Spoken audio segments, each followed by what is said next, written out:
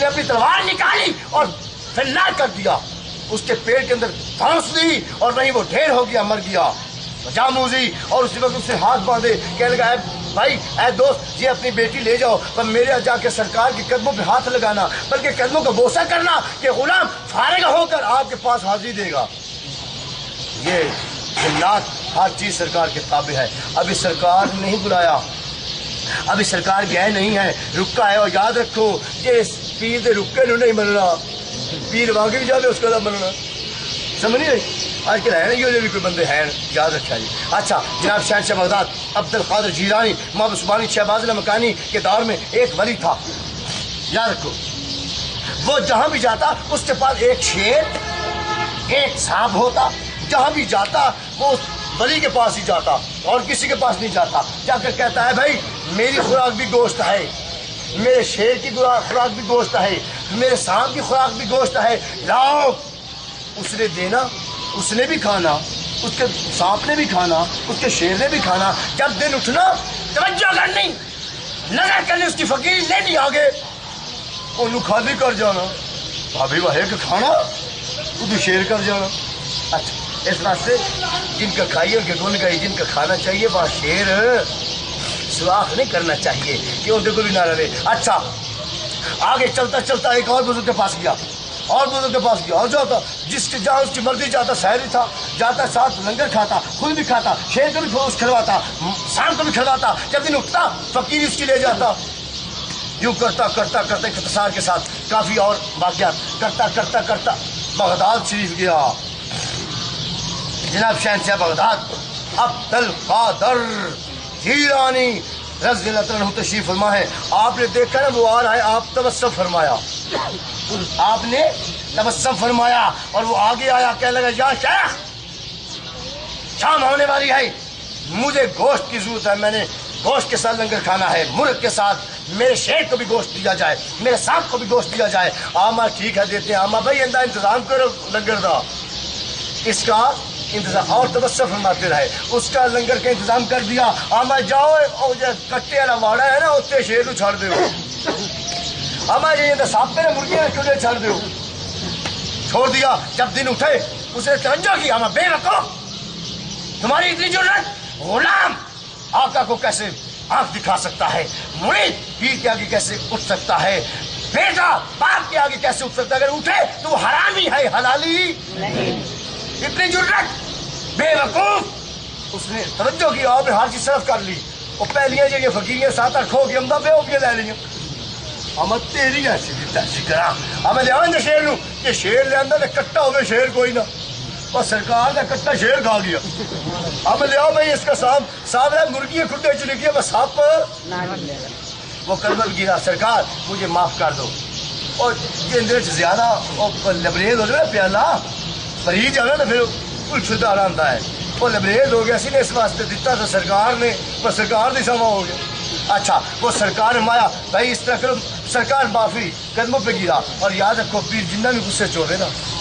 جنہ بھی جلالی تے چاہ جا رہے، جنہ بھی غصے چاہ جا رہے، جنہ بھی اتارے تو غصہ ہو رہے، وہ ہاتھ چوم لو یا پیر تے ڈگ لو، انہوں نے غصہ ختم ہو جاتا ہے، مایا زمایا ہو جائے۔ اچھا وہ قدموں پہ گرا، سرکار معافی، میں ٹھیک ہے معافی دیتا ہوں، بچے دیکھو تو نہیں آنے انہوں نے واپس کر رہے ہیں،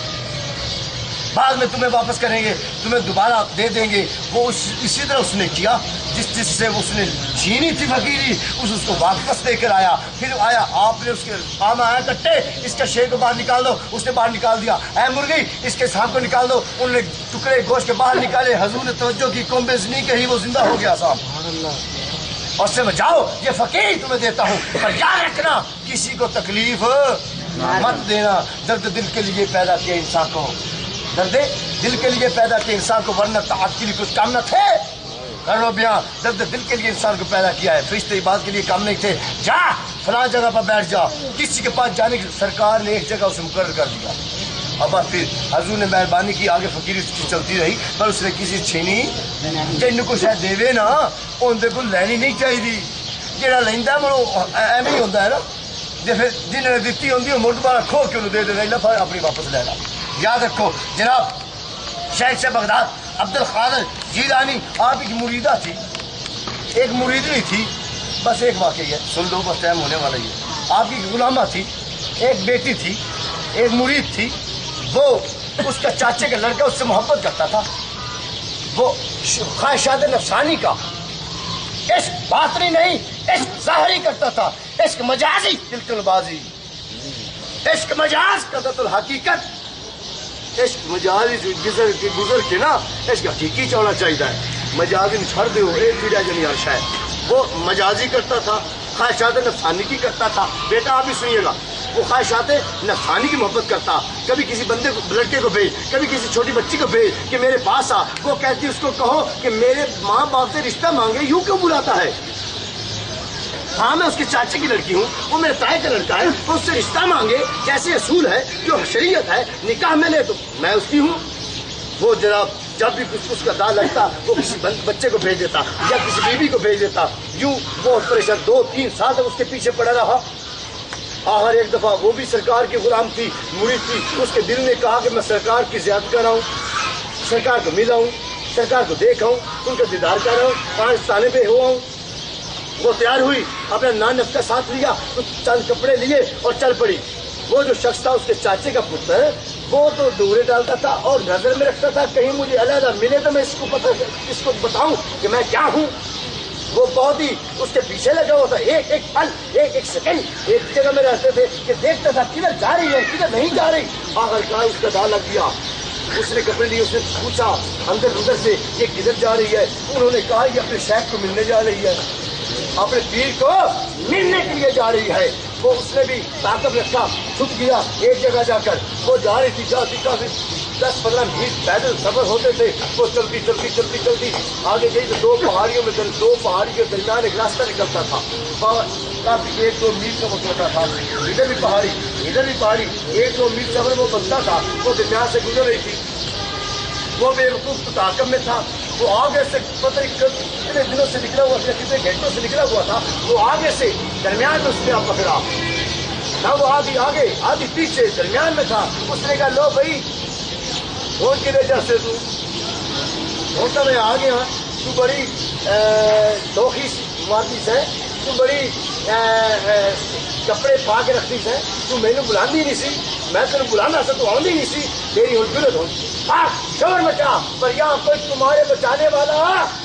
نہیں آئے گا، اب میں ہوں یا تو ہے،